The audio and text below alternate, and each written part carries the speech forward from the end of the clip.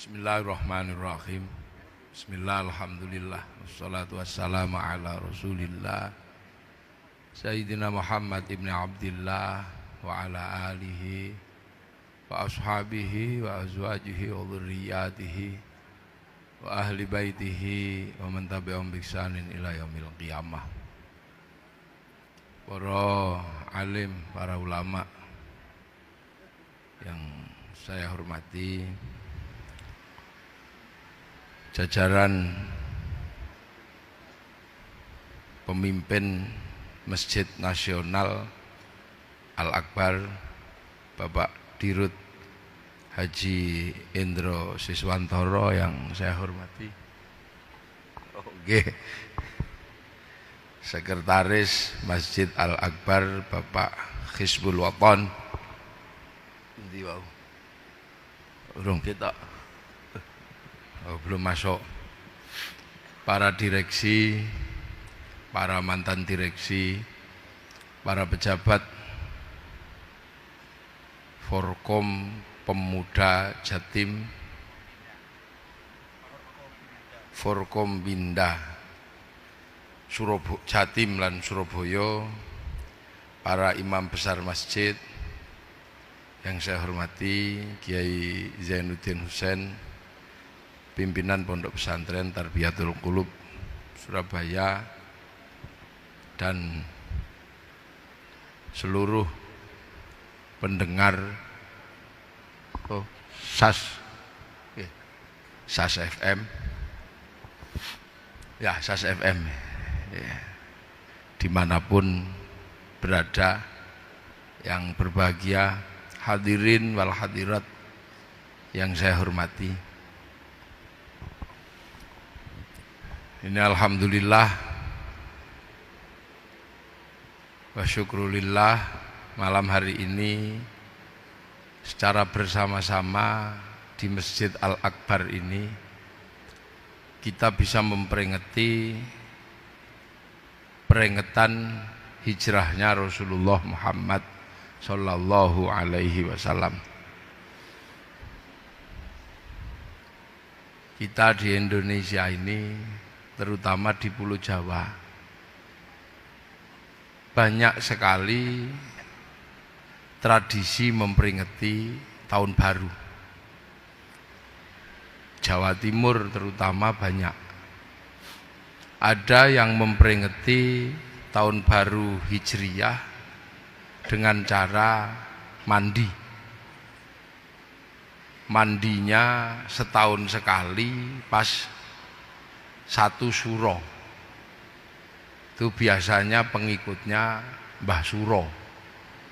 Ada yang begitu. Ada yang memperingati satu suro, satu Muharram dengan cara mencuci pusaka, ngumbah keris. Ada setahun sekali.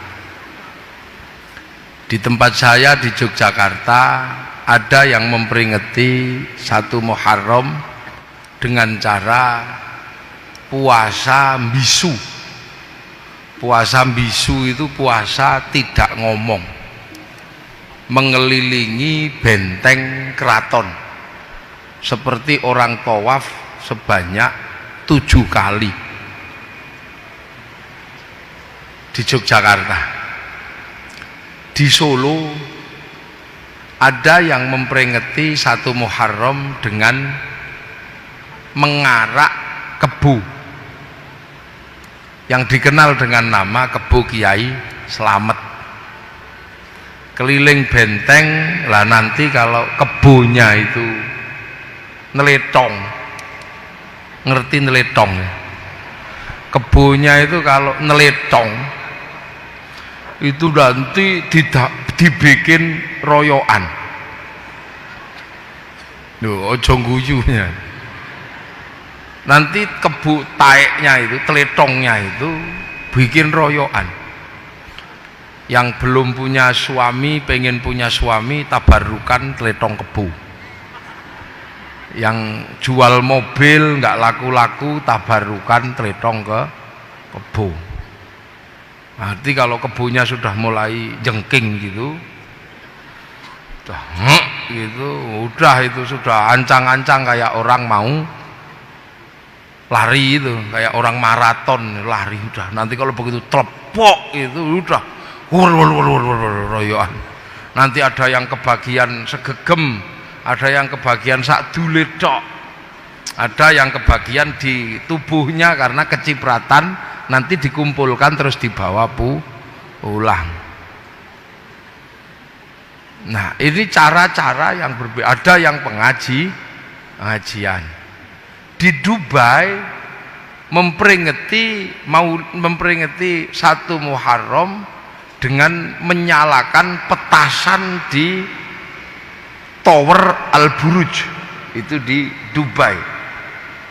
Di Malaysia sama, memperingati dengan lari pagi, lomba. Kalau di sini lari berhadiah umroh dan sepeda, jalan bersolawat. Di Brunei juga sama meriahnya. Di Jeddah keramaian luar biasa menyambut 1 Muharram. Yang tidak ada itu cuma satu, menyambut 1 Muharram. Di mana? Di Saudi Arabia. Kenapa nggak ada? Ya karena di sana sudah ada makam Rasul, ada Ka'bah, ada. Lah di sini Ka'bahnya triplek ya. Nah, ini menandakan bahwa orang yang jauh sangat bersyukur ketika kebagian Islam. Nah, ini jangan kemudian ada yang suka olok-olok ya. Sekarang ada yang suka olok-olok. Peringatan itu nggak ada tuntunannya. Sudah, itu orang yang sudah nggak usah dipikir. Wong kita ini negeri yang jauh.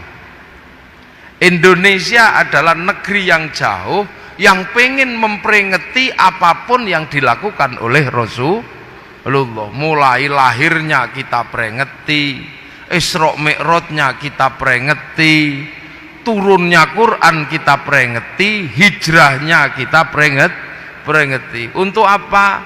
Agar orang yang jauh kayak kita ini tidak lupa terhadap apa? Terhadap Rasulullah Muhammad Sallallahu Alaihi Wasallam. Lah, kebetulan malam hari ini kita memperingati dengan bikin pengajian di rumahnya Allah di Masjid Al-Akbar Surabaya. Nih, ini salah satu cara tasyakur memperingati 1 Muharram.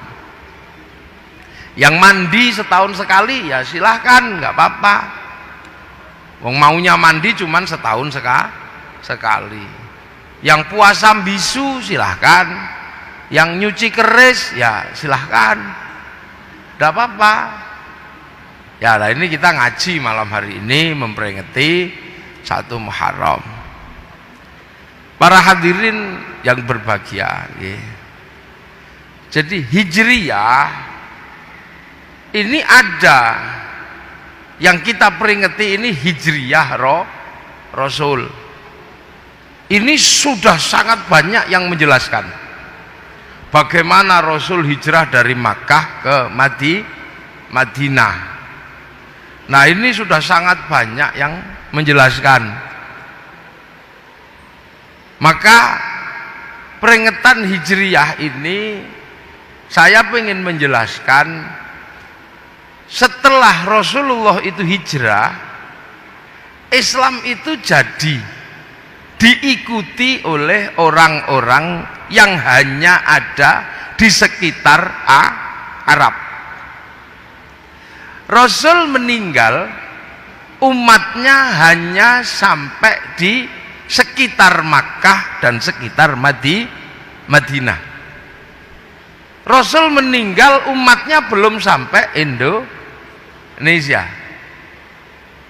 Umat Rasulullah meninggal paling jauh hanya sampai di Ethiopia. Hanya di Ethiopia, kemudian sampai Yaman, dereng dugi Indonesia, belum sampai sini. Maka cerita tentang Rasulullah hidup belum sampai ke Indonesia, hanya diceritakan di sekitar Makkah, di sekitar Madinah,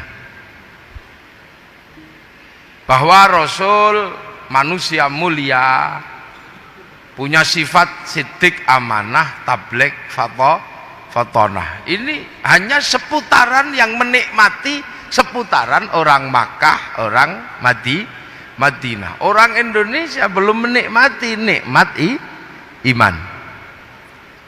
Makanya kalau kita berbicara hijriyah, saya lebih ingin menjelaskan bagaimana proses hijrahnya Islam dari Arab sampai ke Indonesia. Ini ya, karena sekarang yang banyak salah paham itu terkait hijrahnya Islam ke Indonesia. Ini yang banyak salah paham, sehingga akhir-akhir ini khilafiyah malah banyak terjadi di kalangan kaum muslimin. Islam ini memang dicipta oleh Allah menjadi rahmatan lil alamin, seluruhnya dicipta untuk mendapatkan nikmat iman. Lah kita ini ya termasuk orang yang sangat jauh dari Rasulullah. Kalau kita melihat Rasul itu di sekitar Makkah dan di sekitar Madinah, kalau sampean haji ya,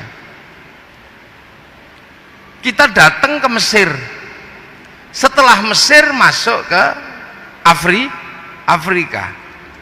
Afrika itu negeri yang tidak jauh dari Arab, hanya ngelompati Mesir.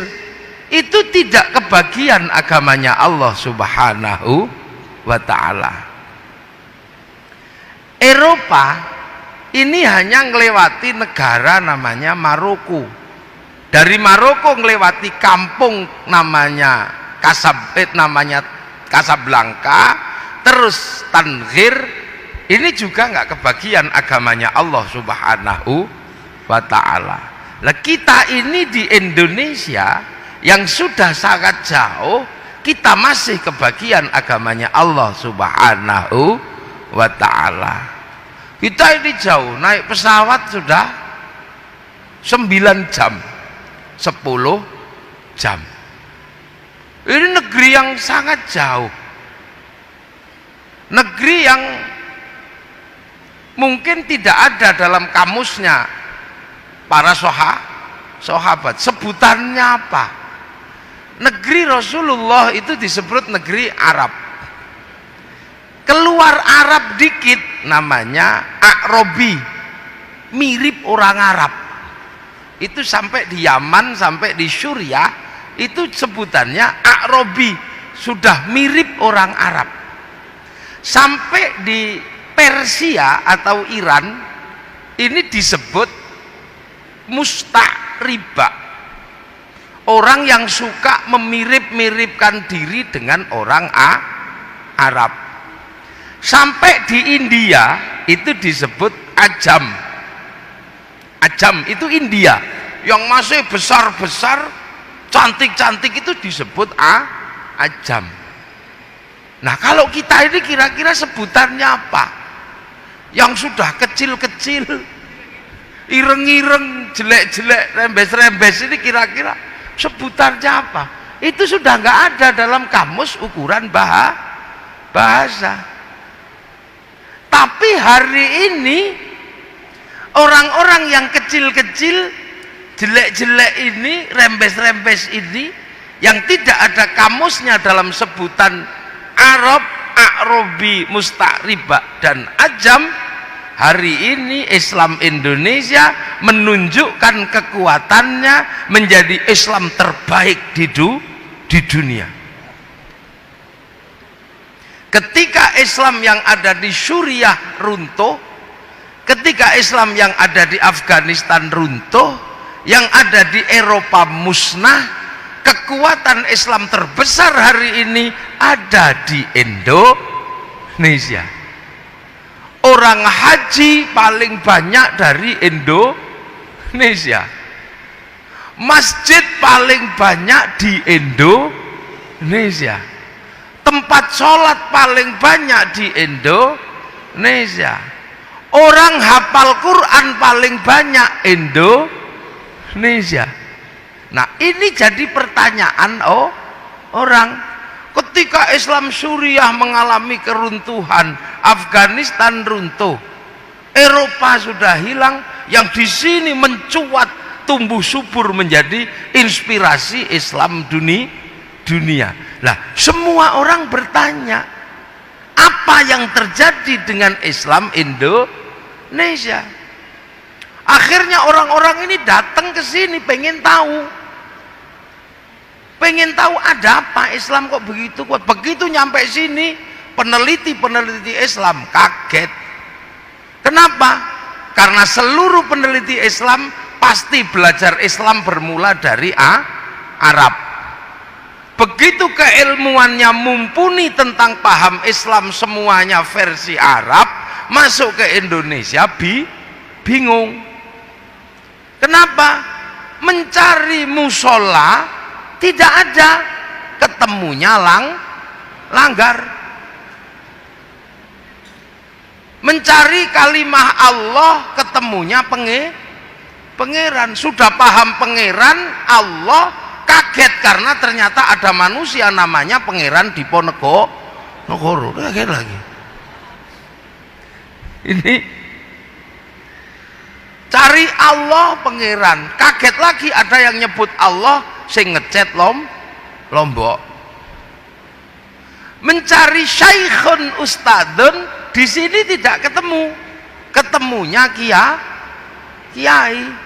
Begitu memahami bahwa kiai adalah pemimpin agama, terus disimpulkan bahwa di Indonesia yang namanya pemimpin agama adalah kiai. Tapi begitu belajar di Indonesia jadi kaget, karena ternyata yang namanya kiai bukan hanya ulama, ada tombak namanya kiai, tombak kiai pleret.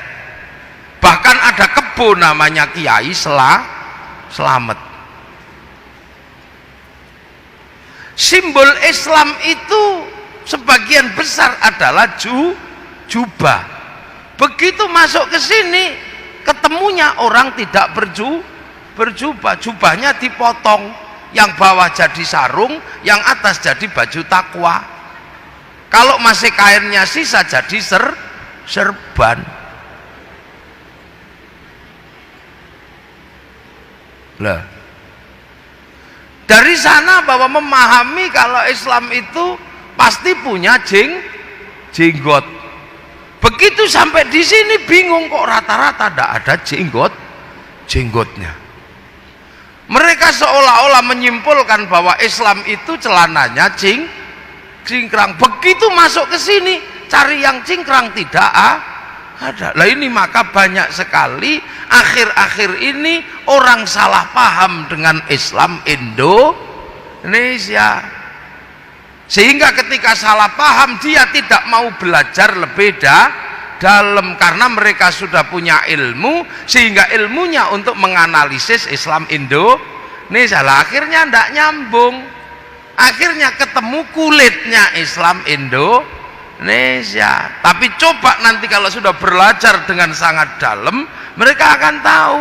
Apalagi kalau belajarnya ke Surabaya, karena biang keroknya Islam itu awalnya dari Surabaya. Yang menyebabkan Islam ini berkembang ke seluruh Indonesia itu awalnya dari orang Surabaya. Namanya siapa? Raden Rahmat Sunan Ampel. Jadi kalau berbicara Islam Indonesia, bagaimana membawa Islam yang lahir dari Arab sampai ke sini, jangan sekali-sekali meninggalkan Sunan Ampel, karena beliau adalah kunci Beliau punya murid namanya Datuk Ribandang, menyebarkan Islam ke kawasan timur, bertempat di Gunung Bawakaraeng, Sulawesi, yang menjadi sebab berkembangnya Islam di Indonesia timur. Beliau punya anak murid namanya Sunan Bonang. Sunan Bonang punya murid namanya Hatib Dahyan. Hatib Dahyan bergerak ke Kalimantan, menjadi sebab berkembangnya Islam di Kalimantan dan menjadi cikal bakal kerajaan Islam se-Kalimantan. Sunan Ampel punya murid namanya siapa? Namanya Arya Dilah. Arya Dilah atau Raden Husein bergerak ke Semenanjung Sumatera, menjadi sebab berdirinya kerajaan-kerajaan Islam di Sumatera. Sunan Ampel punya anak namanya Sunan Bonang. Sunan Bonang punya murid Sunan Kalijogo, yang menjadi sebab berkembangnya Islam ke seluruh pedalaman pulau Jawa. Nah, ini yang kadang orang tidak mau mempelajari ini, makanya kadang pangling dengan Islam di Indonesia. Islam datang pertama keluar dari Arab, ya. Keluar dari Arab setelah Rasulullah, yang paling jauh itu bergerak ke Basrah. Basrah itu sekarang Irak.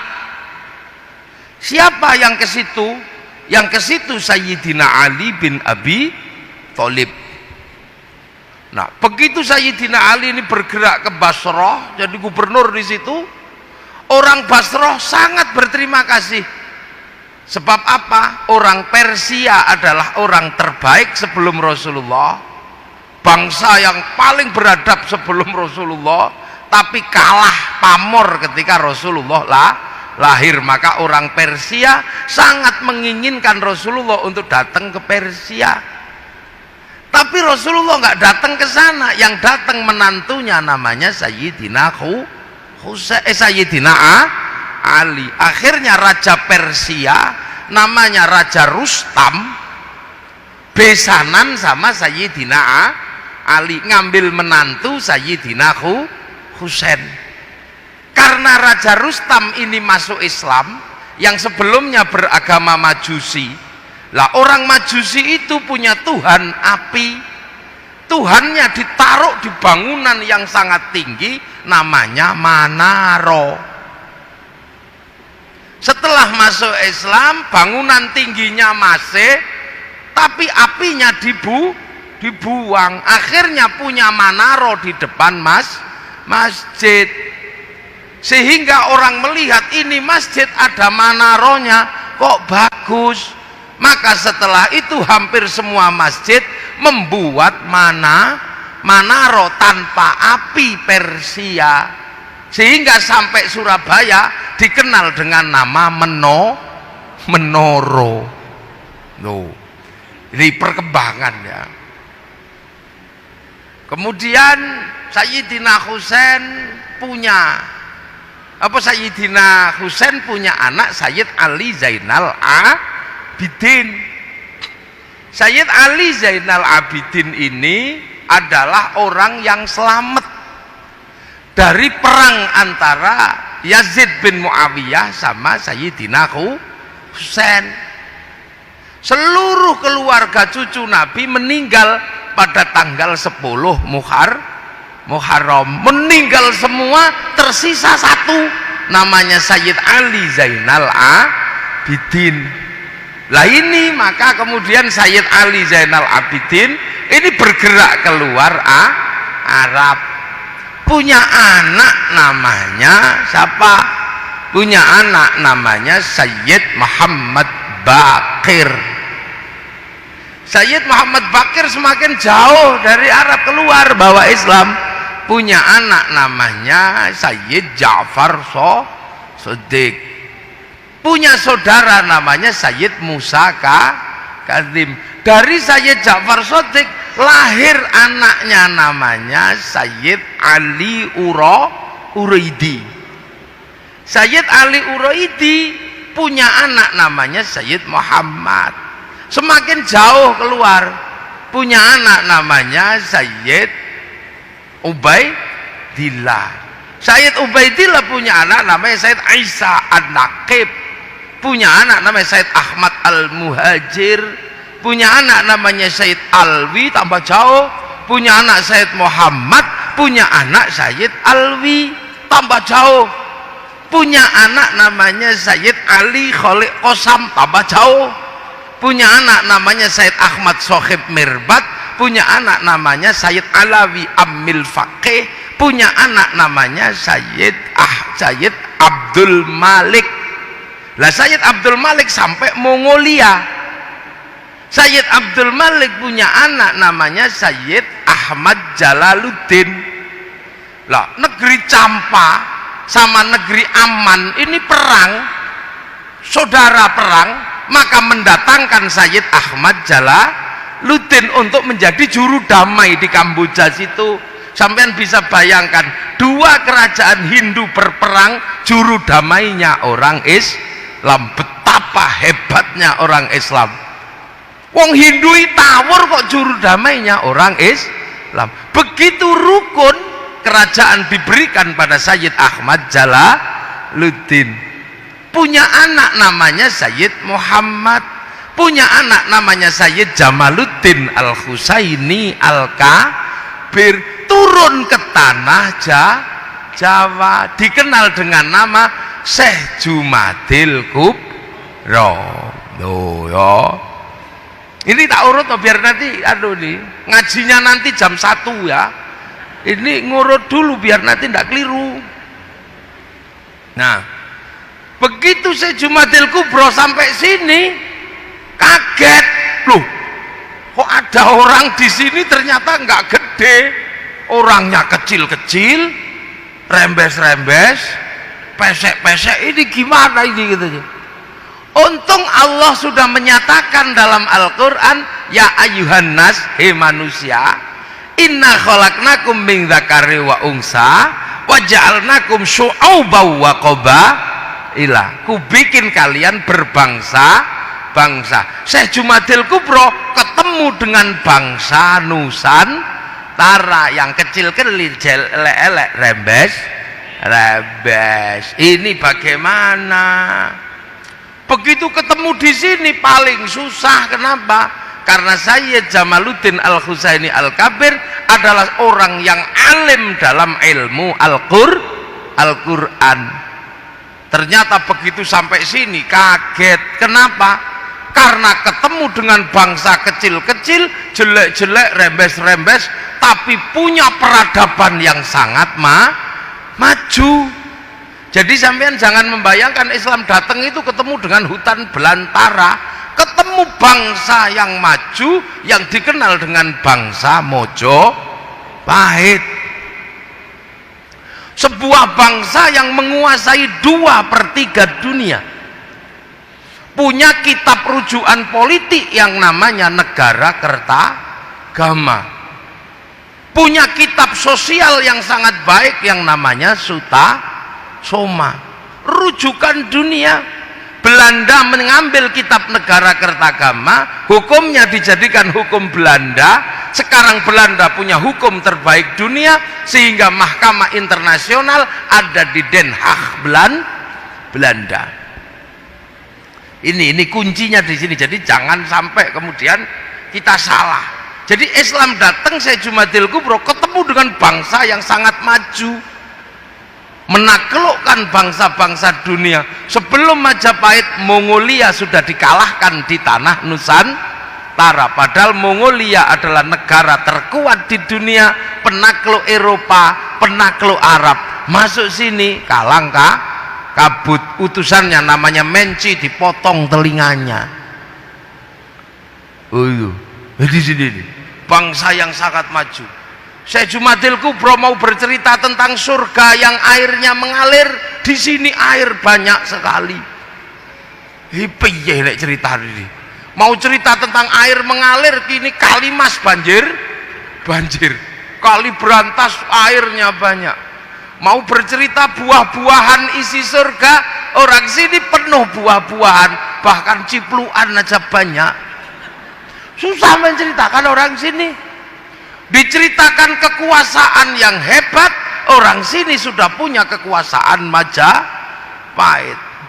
Diceritani harta benda, maka di sini tidak laku karena hayam buruk kalau makan piringnya dilempar ke segoro anak-anakan. Ini bangsa yang kuat, bangsa yang maju.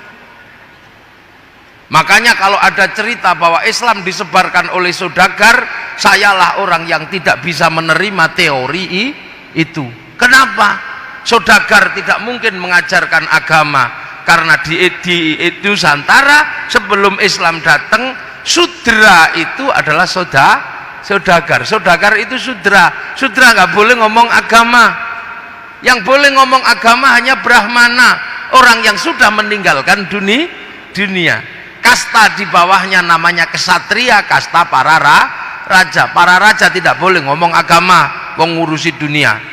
Di bawah para raja ada kasta Wesya, kastanya pegawai negeri, nggak boleh ngomong agama.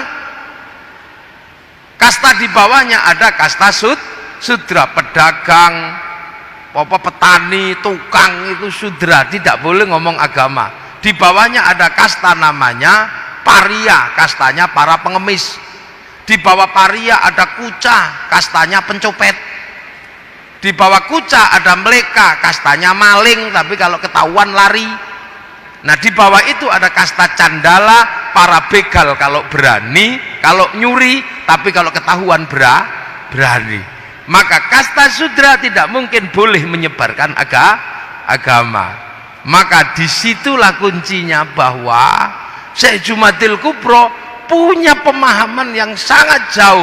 Ini diapakan orang kayak gini ini? Sangat susah. Maka Syekh Jumadil Kubro tidak banyak melakukan kerja, tapi mencetak generasi berikutnya. Syekh Jumadil Kubro paling ngajar Quran.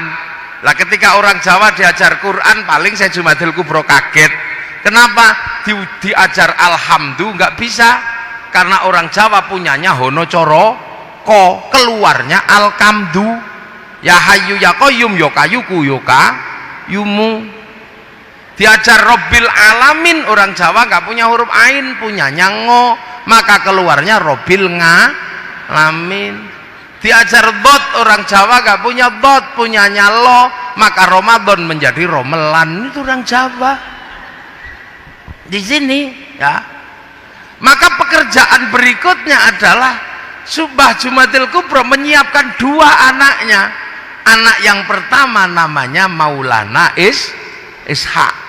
Anak yang satunya namanya Ibrahim Asmoro Gondi. Disiapkan ini dua. Bagaimana membangun Islam di Indonesia. Tapi pada awalnya Islam ini susah, karena di tanah Jawa tumbuh ajaran yang suka makan manusia, namanya ajaran Bhairawa Tantra. Makanya orang hebat itu Cakra Birawa, truk-truknya orang hebat Bhairawa, itu dari istilah Bhairawa Tantra. Bhairawa Tantra itu apa? Orang yang mampu melakukan ilmu namanya ngerogo sukmo. Nah, supaya iso ngerogo sukmo, orang ini punya adat namanya pancamakara. Laki perempuan udo kabeh muter melakukan hubungan seks bebas supaya nafsunya kendu, supaya pikirannya tenang minumnya arak, supaya perutnya nggak keracak kerucuk makan tumpeng, supaya nanti sukmanya keluar, tubuhnya nggak bergerak makan daging manusia. Maka di Jawa tumbuh Sumanto. Setelah itu di sini lahir orang-orang yang mampu ngerogoh sukmo. Sukmone pergi diajak nyuri, namanya ngepet. Sukmanya pergi jak bunuh orang, namanya santet. Sukmanya pergi jak mencintai perempuan, namanya pelet.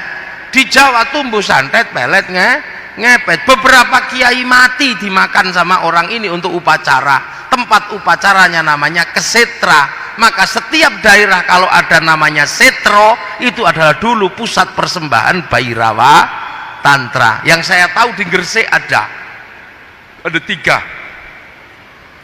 Nah, ini yang kemudian menghasilkan cerita beberapa kiai dimakan, akhirnya didatangkan kiai yang nggak bisa dimakan. Namanya Sayyid Samsuddin Al-Baqir Al-Farsi. Ilat Jawa susah nyebut Sayyid Samsuddin Al-Baqir Al-Farsi, maka di Jawa dikenal dengan nama Syekh Subakir.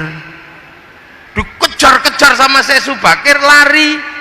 Sebagian lari ke barat, sebagian lari ke timur. Yang lari ke timur naik ke Gunung Kawi Malang, lari ke Alas Purwo Banyuwangi. Lah di Alas Purwo dipimpin pemimpin Bhairawa namanya Menak Sembuyu Bajul Sengoro. Syekh Subakir sudah sepuh, maka muridnya namanya Mbak Ishak putra Mbah Jumadil Kubro ngejar ke Banyuwangi. Akhirnya Menak Sembuyu menyerah, anaknya yang perempuan dikasihkan sama Mbak Maulana Ishak.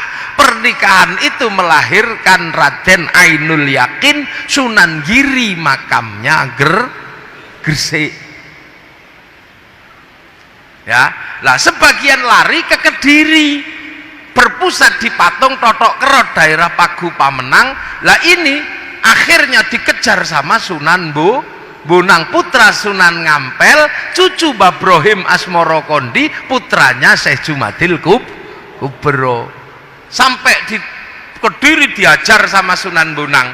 Sebelum lari ngejar ke Kediri, bertapa dulu di daerah namanya Bawean. Maka orang Bawean merasa memiliki Sunan Bonang. Akhirnya nyerah orang Kediri tadi, Bhairawa. Akhirnya bareng nyerah, ya sudah, muter-mu tetep gak apa-apa, tapi jangan telanjang. Dikasih baju arak haram, diganti teh kopi atau air putih. Tumpeng itu halal, gak apa-apa. Ingkung manusia diganti ingkung pitik, ingkung ayam.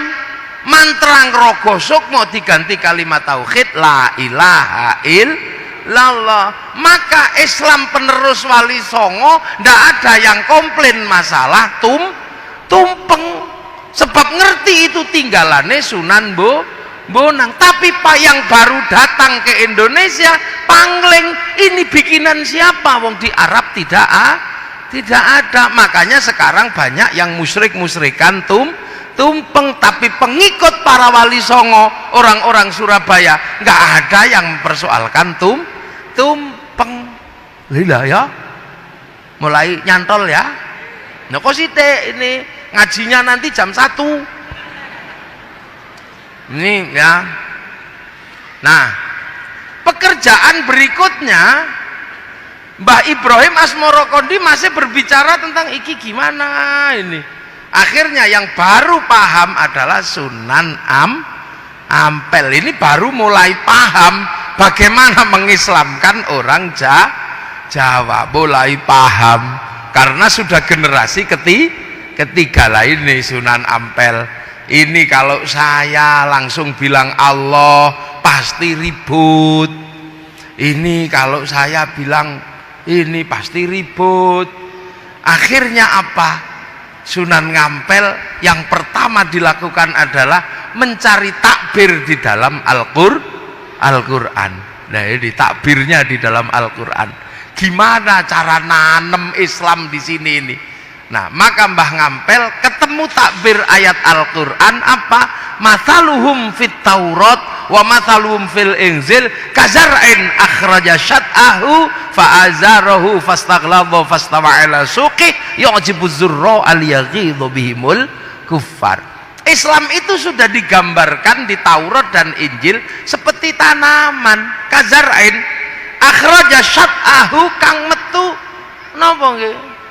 Syat'an niku nek cara anakan sing saking bonggol niku lho napa nggih? Akan metu anak-anakane sing tukul teko bonggoli. Akhraja syat'ahu fa'azarahu. Lah mengko terus kembang mbokne karo anake niki wohe bareng. Fastaghlaba terus ngempel. Fastawa ala suqi terus akhire ngebaki pasar medeni wong kafir. Tanduran sing metu tungute niki terus mbokne apa bar metu sungute terus mbokne karo anake wae barengi apa Ternyata kejawab itu tanaman padi yang seperti itu. Maka kemudian Sunan Ngampel mengambil ibrah dari menanam padi menjadi cara menanam Islam di tanah Jawa. Padi itu kalau di atas tanah ditotol sama burung, maka ditanam di bawah tanah. Pas, karena yang punya sawah Mojopahit. Kalau ditanam di atas, Mojopahit punya tanaman pisang, kita nanam jagung, jagungnya ditebang. Maka tanam bahwa Allah tanam nama pengiran. Allah ditanam dengan Syekhun Ustadun dengan nama kiai. Tilmidun muridun dengan ditanam dengan santri. Musola dengan langgar. Terus syahadah dengan nama kalimoso sodo syahadaten sekaten. Itu ditanam terus sama Sunan Ampel. Makanya karena ditanam terus, akhirnya Sunan Ngampel bikin tembang lir tandure wusu milir. Nek sing tak tandur ini sudah tumbuh belum? Sudah tumbuh belum? Maka begitu tanaman ini banyak, sudah ditanam dengan cara lokal, gak kelihatan. Maka Sunan Ngampel ngirim Raden Husein untuk ngabdi ke Mojopahit. Kakaknya Raden Fatah di sana cuman disuruh nanya, nanti kamu lihat orang Islam sudah banyak apa belum. Begitu masuk orang ditanya, kamu kok kesini mau ngapa? Saya mau ngabdi. Lah tandurmu sing mbok tinggal bagaimana? Tandur kula pun ijo royo iki Islam, taruh benteng sebelah kanan. Kalau yang nggak Islam ditanya, tandurmu gimana? Wong tandurku entek di badok pereng. Oh iki ora Islam kiwa. Mbok blimbing, ya blimbinge ora iso tak penek sebab lunyu. Oh iki Islam gele benteng tengen. Nek ra Islam tandang blimbingmu piye? Wis entek di badok codot. Oh ndak Islam. Begitu benteng kiri benteng kanan sudah banyak, dikabarkan kepada Sunan Ngampel sudah banyak. Ketika dikabarkan sudah banyak yang tidak sabar pengen secepatnya ngantem Mojopahit. Akhirnya tumbuh orang yang sangat keras pengen secepatnya menghancurkan Mojopahit karena ada kabar sudah banyak di benteng kanan benteng kiri. Lahirlah pasukan jihad pertama di dalam Islam di tanah Jawa, dipimpin Mbak Usman Sunan Ngudung. Mbak Usman Sunan Ngudung bapaknya Sunan Kudus, dibantu Mbak Abdul Qadir Sini Tankimhan langsung nyerbu Mojopahit. Tapi Mojopahit masih sangat kuat sehingga pasukan pertama tumpes di tangan Majapahit. Seluruh kuburannya sekarang bisa kita ziarahi di Troloyo, Trowulan, Mojokerto, namanya kuburan Srengenge. Jadi itu kuburan FPI pertama atau Laskar Jihad pertama di situ. Akhirnya ndak bisa, ini harus tetap dengan cara yang halus. Maka akhirnya cara kebudayaan ditempuh bukan dengan kekerasan karena mati. Akhirnya ngajarkan pengen jadi orang baik. Iya, kalau pengen jadi orang baik jangan lupa jempol. Jempol itu apa maknanya? Baiknya jempol gak sempurna kalau gak ada jentik. Maknanya jentik jangan otak atik punya orang lain, ojo otak atik barange liyan, ojo nyolongan. Enggak didalili asyariku wasyariqatu faktau aidiyauma. Hadisnya lau anna Fatimah binti Syaraqat laqattu yada. Enggak cuman ojo otak atik barange liyan. Iki tak jenengke jentik soalnya gue nginjen silite pitik ngono tok. Iki jari manis dadi wong sing manis ning aja manis-manis rai, aja dadi penjilat. Iki penunggul dadi wong sing unggul tapi aja sombong. Iki penuduh nek iso nuduhke wong sira dadi jempol. Tapi karepe nek wis jempol kabeh kudu dimusnahkan. Seluruh yang jelek harus dimusnahkan. Mula digekke lagu jentik penunggul patenono aja di dulur tuwa malati. Jadi walaupun sudah menang jangan semena-mena. Nek ada manten baru depan rumah suruh ngasih cengkir gedang tebu. Aku wis kenceng pikirku, mantenku wis tak geget-geget, wis tak gadang-gadang, aku wis mantep gedang mlebu. Begitu. Kalau bikin rumah suruh bikin kasih pisang di atas wuwungan. Supaya apa? Supaya nek tukangnya lapar ndak naik turun cari makanan. Saya golek lho itu cara-cara. Yang paling susah adalah mengajarkan bagaimana orang itu meninggal. Kalau ajaran Hindu meninggal adalah reinkarnasi, lah kalau Islam inna lillahi wa inna ilaihi raji'un. Maka Sunan Ngampel buat inna lillahi wa inna ilaihi raji'un menjadi bahasa Jawa. Urip ojo lali sangkan paraning dumadi. Supaya ora lali sangkan paraning dumadi, gek tembang maca pat. Ya, napa maca pat? Wong urip kudu iso maca barang papat. Barang papat niku napa? Kancane nyawa sing medun teng alam donya. Sebelah kiwa kancane nyawa iblis loro nyasarno, sebelah tengen malaikat loro gandol jin korin kali hafadha. Karo Sunan Ngampel dikasih nama dulur papat limo pancar. Lho iki pembelajaran yang sangat rumit pada zaman Wali Songo. Mula pancer niku nek butuh apa-apa iso nganggo tengen, nganggo kiwa. Pancer pengen istri cantik pakai jalur kanan baca ya Rahmanu ya Rahim, I love you. Pakai jalur kiri bacanya Sunamata Kaji ajiku jarku wa ta'ila bila. Pakai jalur kiri Sunamata Kaji ajiku Bandung Bondo Woso. Pengen kaya jalur kanan sholat duha ya Fattahu ya Razak. Kalau pakai jalur kiri bawa ayam cemani naik gunung Kawi, ya sama-sama kaya. Makanya kiri kanan bisa dipakai. Makanya kiai sama dukun itu sama. Kiai kalau tirakatnya kuat doanya manjur, dukun yang nggak pernah mandi kalau tirakatnya kuat ya doanya manjur. Sama-sama. Wong pakai jalur yang duanya ada. Makanya orang Surabaya pakai kiai atau dukun sama-sama hebat, sama-sama terang. Cuman terangnya beda. Yang satu terangnya lampu, yang satu terangnya kebakaran rumah omah kobong. Goleki pitik ilang nganggo sentolop ya pitike ketemu, nganggo blarak digendel diobong pitike ketemu sentolope utuh blarake entek kok obong ngono to. Lha ini pembelajaran yang ribetnya luar biasa. Maka tembang yang pertama namanya tembang mocopat itu Mas Kumambang, kemambange nyawa medun alam donya. Setelah Mas Kumambang tembange mijil, menungso mijil lahir lanang lahir wedok. Setelah mijil tembangnya kinanti, kecil-kecil sangoni kanti agama kanti akhlak diajar ngaji. Kalau nggak cepat diajar ngaji kinanti, anak menungso kesusul tembang sinom bakal dadi cah enom wis mulai ndap blek.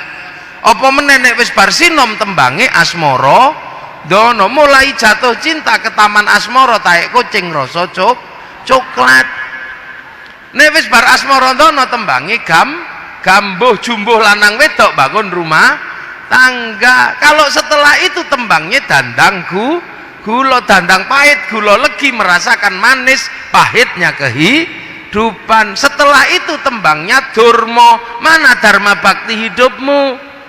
Kalau mangga itu berbuah bisa jadi makanan burung, bisa menjadi makanan codot, lah buahnya manusia apa? Kalau manusia tidak berdharma bakti, kesusul tembang pangkur, ngerti-ngerti wis wayahe mungkur sekondo donya, dengkul wis linu, untu wis protol, mripat wis lamur, tato naga wis mengkeret dadi gambar cacing. Sudah nang mungkur nang masjid Al-Akbar, walaupun hanya setahun sekali hari ya pokoknya nang mlebu senajan setahun pisan riyaya. Nek ora nang mungkur kesusul tembang megat roh copot rogo sak sukmane, terakhir tembange pucung menungso dipocong sluku-sluku bathok mati. Nah, ini pembelajaran yang sulitnya luar biasa, dan ini hanya ditemukan di tanah Indonesia. oleh Sunan Bonang dibikinkan gamelan, wong musiknya tembang tembang moco musiknya jenenge gamelan slendro pelok, yang berbeda dengan musik sebelumnya yang bunyinya nang ning nang nong nang ning nang nong dang dang gung. Urip iku nang ning nang nong, ya nang kene ya nang kono, ya nang kene ngaji nang kono nyolong pitik. Wong urip kadang baik kadang buruk, ndak bisa baik terus. Tapi kalau pengen pungkasan terakhir yang baik, dang dang gung, ayo dang balik nang Sang Yang Agung, dang bali nang Gusti Allah. Loh, ini pembelajaran orang Jawa dulu.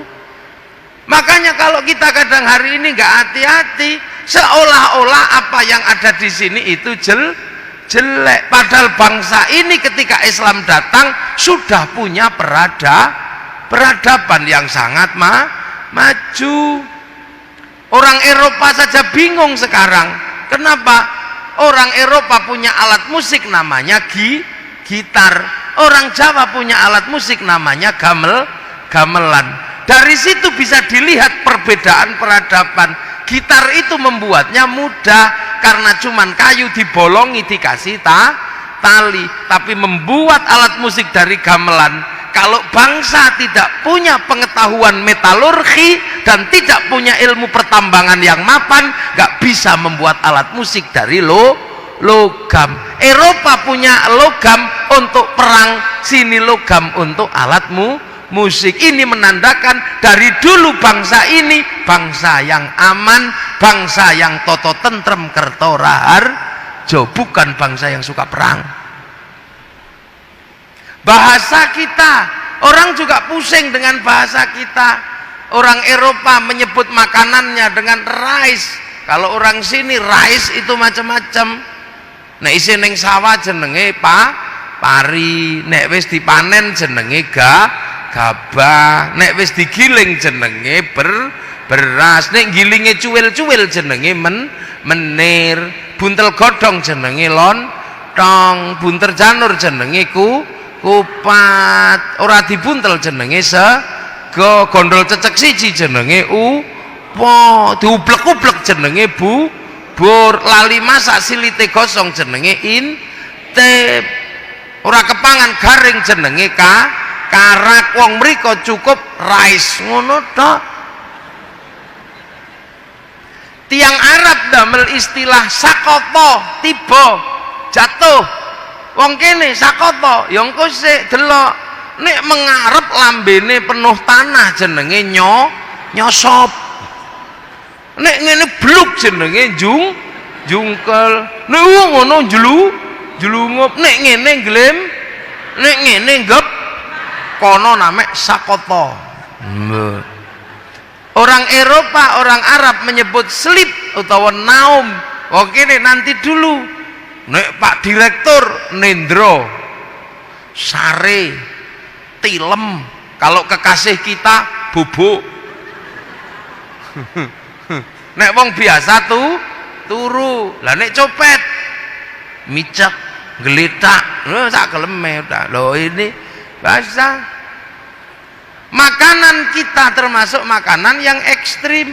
Orang bingung, kok iso wong Jawa mangan gadung, padahal gadung itu panganan ekstrim. Seluruh dunia tidak ada yang bisa makan gadung.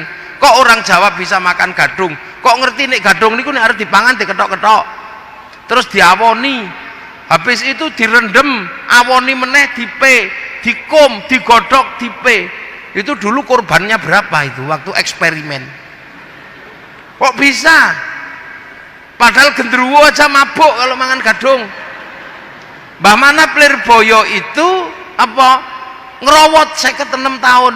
Panganane uwi, tahu-taunya uwine itu hilang digondol genderuwo sama Mbah Manap, uwine dikasih gadung. Akhirnya gadungnya dicolong genderuwo. Tengah malam genderuwone mabuk. Sak Lirboyo ambruk. Dikasih minum lengo jarak. Akhirnya apa? Akhirnya terus nyantri di Mbah Manap Lirboyo, tugasnya nyenggot nimbo nganggo kayu yang panjang. Sakniki pensiun wong Lirboyo wis duwe sanyu.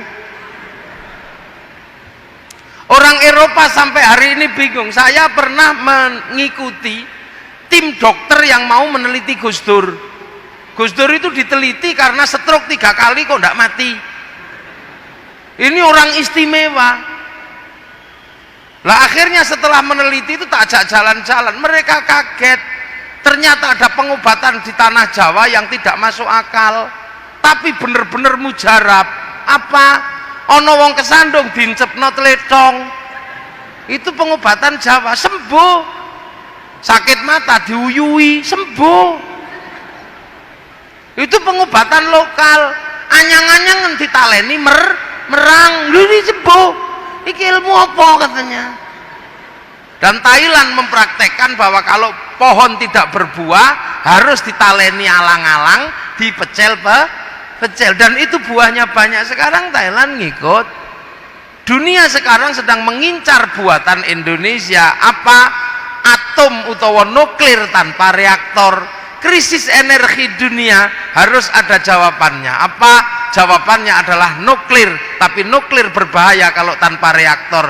Indonesia tanah Jawa punya nuklir tanpa reaktor, namanya apa? Tombak baru klinting, pusakanya Mojo Pahit. Loh, kok gak medeni kita ini. Makanya kadang kita ini selalu mengatakan kita ini tanah muda, kita ini orang baik semua. Mana ada di dunia ini ada orang yang tega, yang sampai ikhlas waktunya 7 hari nunggoni tetangganya yang mati. Kalau bukan orang Jawa gak ada. Hari pertama tunggoni, hari kedua ditungguin, sampai 7 hari baca tahlil, baca ya sini itu. Kalau gak orang Jawa gak punya waktu sebegitu panjang. Ini saking baiknya.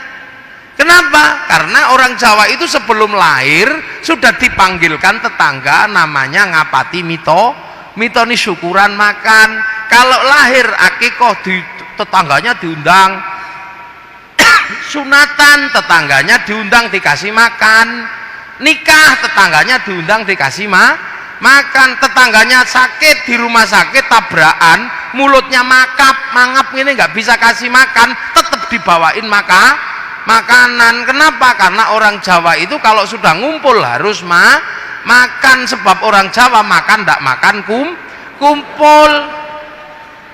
Maka kalau ada orang mati pada ngumpul, kalau di Jawa ya harus dikasih makan, sebab kalau nggak dikasih makan ora Jawa. Nah ini kadang terus ada orang ini nggak ada tuntunannya, makanya wong Jawa ini kunduwe bangsa dewe. Kalau ada pilkada pasti ada uangnya orang Jawa itu. Pilkada 10.000, pilbub 50.000, kalau pilkada 100.000 itu biasa kalau di Jawa. Mani politik bukan. Kalau di Jawa namanya jer besuki mowo beo. Makanya kalau diterima santri wong biasa namanya uang bensin, terima masjid namanya sumbangan, terima kiai namanya bisyaro. Nah ini di Jawa orang manggil orang pasti tidak berani manggil namanya, pasti panggil Pak, panggil Mas, panggil Le, kan gitu. Tukang patri Pak, tukang rosok Pak. Makanya kalau kemudian ada nabi yang tidak berani nyebut Muhammad, pasti pakai kanjeng. Kalau orang Jawa ajal nggak kebleset ke kanjeng Dimas saja. Kanjeng, terus ada bahasa Arab sayyidina. Ya untung ada sayyidina dan ada kanjeng. Kalau nggak ada sayyidina, nggak ada kanjeng, orang Jawa nggak berani menyebut Muhammad, pasti nyebutnya mbo. Ayo nabi ngoten mawon. Lah itulah orang Jawa, kalau manggil orang besar nggak berani manggil namanya. Makanya kalau di Jawa ada orang manggil Muhammad itu ora Jawa loh itu loh. Lah ini kadang kita ini punya, terus ngumpul ada orang mati bacain Yasin misalnya. Ya orang Jawa nyebutnya Yasinan, bacain tahlil orang Jawa nyebutnya tahlilan. Bahasa Arab bukan itu bahasa Jawa. Orang Jawa kalau beli katok belum dipakai ya namanya katok, kalau sudah dipakai namanya katokan. Orang Jawa kalau beli sarung ya beli sarung, kalau belum dipakai, kalau sudah dipakai sarungan. Sama juga tahlil kalau belum dipakai, kalau sudah dipakai tahlilan. Yasin kalau belum dipakai, kalau sudah dipakai ya yasinan. Akhiran an itu menandakan sudah dipakai. Loh, itu bahasa Jawa. Makanya ojo gumun di sini nih. Inilah ya. Nah inilah maka kemudian akhirnya ini peradaban sudah mapan, harus diajar apa? Akhirnya para wali bersepakat iki kudu diulang, kenal Gusti Allah. Pelajarannya apa? Pelajarannya adalah pelajaran iman dan berbuat baik. Nah, pelajaran iman dan berbuat baik pada manusia di dalam Al-Quran disebutkan apa? Laqad khalaqnal insana fi ahsani taqwim. Dan manusia adalah makhluk terbaik, tapi ini makhluk terbaik versi Indonesia. Yang jelek-jelek, pesek-pesek, rembes. Jadi ahsani taqwim model Indonesia. Kalau ahsani taqwim model Arab itu cantik-cantik, ganteng-ganteng, bangir. Ahsani taqwim model Eropa tinggi besar, rambutnya merah. Ahsani taqwim model Afrika hitam gosong kayak kopi goreng. Ahsani taqwim model Cina tembem-tembem, pipinya sipit. Ini yang bikin siapa? Allah. Nggak usah protes. Ini yang kemudian disebut ukhuwah basyariyah. Jadi perbedaan ini Allah yang bikin. Kenapa yang di Arab dibikin cantik sama ganteng? Ya kira-kira. Apa kira-kira? Karena di Arab nggak ada air, susah air. Makanya kalau dibikin cantik, dibikin ganteng, aman. Walaupun nggak mandi juga tetap cantik, tetap ganteng. Yang dibikin di Arab gitu, yang dibikin di Eropa, kenapa tinggi besar, rambutnya merah? Karena di sana ada musim dingin. Kalau musim dingin kok dibikin kecil gini, katuen mati. Loh, orang Eropa kalau musim dingin kan nggak punya matahari, kulitnya berubah kayak kulit tekek karena pigmennya hilang, sebab hilangnya sinar ultraviolet. Maka datang ke Indonesia dede, mereka kalau kesini udo itu dede, bukan porno. Sampean aja sing ngeres. Orang Eropa kalau musim dingin nggak punya ikan karena ikannya jadi sungainya jadi es. Maka di musim panas mengawetkan ikan menjadi sarden untuk dimakan di musim dingin. Lah sampean ngapain ikut makan sarden? Wong sampean nyerok iwak ada, nggak dapat ikan ya kodok-kodok ya dapat ya.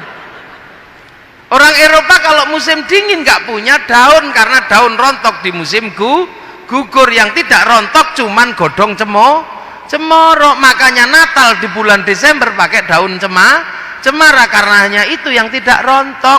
Coba kalau Natal asli Indonesia iso godong pelem, iso godong nopo loh. Ini bangsa Afrika dibikin hitam karena Allah menyimpan binatang buasnya di Afrika. Kalau dibikin putih dikejar singa kelihatan. Kalau dibikin hitam telesep udah ndak ketahuan. Cina kenapa tembem dan sipit gini matanya? Karena kalau musim dingin salju turun, matahari tetap keluar ya silau men. Lah kenapa yang di Indonesia dibikin kecil-kecil, jelek-jelek? Ndak apa-apa, karena Indonesia adalah potongan surga yang ada di dunia. Qit'atum min qit'atil jannah. Loh, ini maka indahnya Indonesia. Loh, maka laqad khalaqnal insana fi ahsani taqwim summa radadnahu asfala safilin illal ladzina amanu wa amilus sholihat. Kecuali orang yang iman dan berkelakuan baik. Nah, kita ini diajarkan oleh para wali itu tujuannya apa? Bikin kita iman dan berkelakuan baik lah. Maka biar kita iman, maka diajar mulut kita yang paling gampang.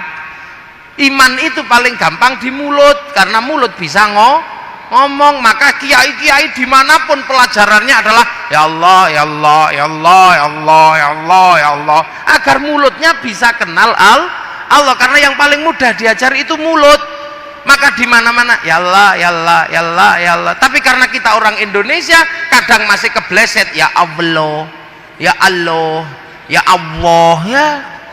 Nanti kalau sudah matanya diajari iman, terus matanya mulutnya, terus matanya diajarkan iman, dikelompokkan begini ya Allah, ya Allah, ya Allah, ya Allah, ya Allah, ya Allah, ya Allah. Ya udah, matanya disekolahkan ya. Setelah matanya disekolahkan, ngajarkan imannya dengkul ya Allah, ya Allah, ya Allah, ya Allah, ya Allah, ya Allah, layung ya. Nah, setelah mengajarkan iman mata, maka yang diajarkan iman berikutnya adalah bokong. Imannya ya Allah, ya Allah, ya Allah, ya Allah, ya Allah, ya Allah. Nah, nanti kalau sudah ini alah suwene iya loh gitu. Maka Gus Zainuddin siapa yang diajarkan ya tadi itu ya Allah, ya Allah, ya Allah, ya Allah, ya Allah, ya Allah. Itu lah kenapa pelajarannya kalau ya Allah, ya Allah kok pakai gedek-gedek begini? Kalau orang Indonesia, kenapa orang sini kalau diajarkan kok gedek-gedek? Ada yang komplain, aku setahu saya kalau murid Rasulullah itu belajar iman dikirnya cuma diem begini. Lah kan murid Rasulullah sangat dekat dengan Rasulullah, diem begini hatinya kepada Allah. Lah orang Surabaya diajak diem begini ya tidur. Loh, maka kalau di sini ya Allah, ya Allah, ya Allah, ya Allah, nah itu gitu tidur. Terus kemudian kalau kiai sini kalau zikir mesti cerewet ya Allah, ya Allah, ya Allah, ya Allah, ya Allah, ya Allah. Kenapa cerewet? Ya karena biar yang tua-tua denger. Kalau diem begini yang tua-tua nggak denger itu bunyi apa. Akhirnya tuku apa mbah? Tasbih. Muni apa? Mbah. Ini sholat kadang di sini ini sholatnya orang Indonesia sama saja sholat zuhur Allahu Akbar, Allahu Akbar. Tapi kalau sholat zuhur sini biasanya agak mundur. Nunggu siapa? Nunggu yang di sawah, nunggu yang di pasar. Setelah ditunggu gak datang-datang pujian Robbana ya Robbana, masih gak datang-datang, capek nunggunya.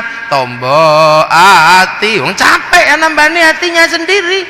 Masih gak datang-datang baru kiainya marah, diuruki anjang-anjang jerantal per kilo. Ini cara pembelajaran manusia yang jauh. Lah kenapa para ulama, para wali ketika mengajarkan Islam amanu wa amilus sholihat ya kok menggunakan cara-cara yang sudah ada di tanah Jawa? Allah kok jadi pangeran, sholat kok jadi sembayang? Karena ada tuntutan dari Allah. Apa tuntunannya? Wattini wazzaitun wa turi sinina wa hadzal baladil amin laqad khalaqnal insana fi ahsani taqwim. Watin demi buah tin. Buah tin simbolnya Nabi Nuh. Wazaitun buah zaitun simbolnya Nabi Isa, Nabi Ibrahim. Waturi sinina simbolnya Nabi Musa. Lah sekarang simbolnya Nabi Muhammad apa? Wahadzal baladil amin, demi keamanan dan ketentraman sebuah bangsa dan negara.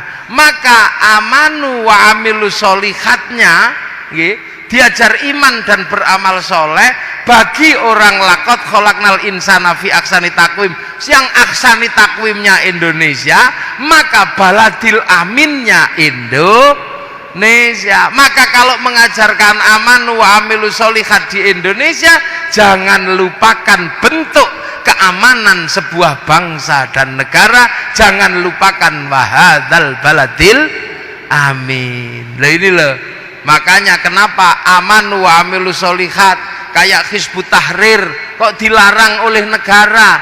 Karena Hizbut Tahrir ngajarkan amanu wa amilus sholihat tapi lupa wahadzal baladil amin, lupa keamanan dan ketentraman sebuah bangsa dan negara yang dalam hal ini Indonesia. Kenapa kemudian Pak Bashir mengajarkan amanu wa amilu sholihat ditangkap sama tentara Densus? Karena Pak Bashir mengajarkan amanu wa amilu sholihat tapi mengingkari wahadzal baladil amin. Lah ini malah ngerusui ini. Makanya kalau mengajarkan amanu wa amilu sholihat jangan lupakan bentuk keamanan sebuah bangsa dan negara. Jangan lupakan wahadzal baladil amin. Suriah mengajarkan aman wa amilu sholihat gagal membentuk wahadzal baladil amin. Islamnya kocar kacir. Afghanistan mengajarkan aman wa amilu sholihat melupakan wahadzal baladil amin. Islamnya kocar kacir. Tapi ulama-ulama Indonesia dari awal mengajarkan aman wa amilu sholihat sesuai dengan petunjuk wahadzal baladil amin. Majapahit tidak mungkin dikasih nama Allah, Majapahit menjadi pangeran. Maka akhirnya pelajaran ini diterima oleh orang seluruh Indonesia. Datuk Ribandang ke Sulawesi, kemudian Khatib Dayan ke Kalimantan, Aryo Abdillah ke Sumatera. Yang di Jawa dikasih wahadzal baladil aminnya dibentuk Giri, dibentuk Demak, dibentuk Cirebon. Belanda datang semuanya bersatu melawan Belanda. Belanda pergi, kawasannya disebut wilayah. Paling susah adalah kita sebuah bangsa, Arab satu bangsa dipimpin beberapa negara, yang kita puluhan bangsa dipikul satu negara, Kesatuan Republik Indonesia.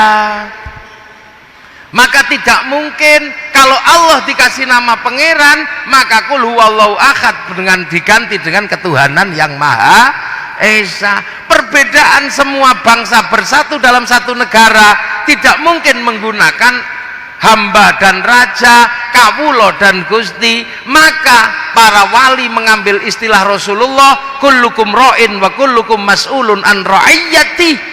Dan hanya ulama Indonesia yang mampu mengambil kalimat ro'iyah menjadi rakyat di Indonesia. Satu-satunya orang Islam di dunia yang mampu mengambil kalimat ro'iyah menjadi rakyat hanya ulama Indonesia.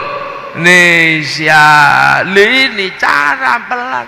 Akhirnya apa? Kita jadi. Kenapa? Islam datang tidak mengingkari baladil amin Indonesia. Dan para ulama mampu mengajarkan Islam, mampu membentuk wahadzal baladil amin. Amma ba'du. Nah, ini muqaddimah selesai. Lah ini belum mulai. Saya kan tadi sudah bilang, saya baru mulai muqaddimah dulu. Lu ngaji kalau nggak pakai muqaddimah diterimanya susah nanti.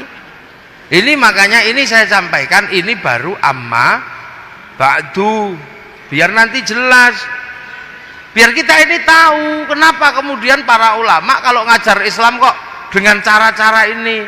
Haji kenapa tidak langsung disuruh sana, tuh tengok Ka'bah, kok pakai latihan dulu di sini dengan Ka'bah palsu di alun-alun Surabaya. Labbaik Allahumma hajjan, pakaiannya ihram, Ka'bahnya triplek. Kenapa itu ditempuh? Ini semua adalah dalam rangka memasukkan Islam pada sebuah bangsa dan negara yang berbeda dengan bangsa Arab. Rasulullah orang Arab pasti punya jenggot. Orang Indonesia ras Smith, tidak ras Mongoloid, gak punya jenggot. Maka ulama dulu gak ada yang berdebat masalah jenggot di Indonesia. Mau jenggot ya jenggotan, mau ndak ya ndak apa-apa, ndak usah ribut. Wong kita bangsa Mongoloid. Nabi ini orang Arab, rasnya Smith, bisa makan pakai 3 jari karena yang dimakan kurma sama roti. Lah orang Indonesia makanannya soto. Kalau memaksa 3 jari, sotonya kocar kacir. Rasulullah di Arab kurbannya unta. Kalau di sini tidak tumbuh unta, tumbuh wedhus sama sapi, maka kurbannya sapi. Kalau maksa kurban pakai unta ditangkap polisi karena nyuri untanya kebun binatang Surabaya. Loh, dari dulu kan nggak ada ulama berdebat yang begitu. Akhir-akhir ini aja banyak orang yang tidak lagi memahami hakikat Islam yang ada di Indonesia. Nggak kenal. Orang Arab di sana yang perempuan bisa pakai jubah panjang, nutup auratnya pakai jubah. Kalau orang sini nutup auratnya pakai celana. Kenapa? Kalau pakai jubah panjang yang perempuan tidak bisa derep, tidak bisa tandur. Lu kan susah, mau ditanahnya cemek, tapi tetap tutup aurat. Ya ini. Puasa ya sama aja, cuman kalau puasa di Indonesia pakai mercon malam-malam tukdek. Nah ini kalau tidak dipahami dari awal bahwa inilah cara menanam Islam di negeri yang jauh, kita akan semakin hari semakin ribut, mulai dari tidak mau hormat bendera karena tidak ada tuntunannya, mulai tidak mau makan tumpeng karena tidak ada tuntunannya, mulai tidak mau ziarah kubur karena tidak ada, terus nanti akan setiap hari semakin hari, bahkan kita selalu ada yang mengatakan peringatan Muharram tidak ada karena Rasul tidak memperingati.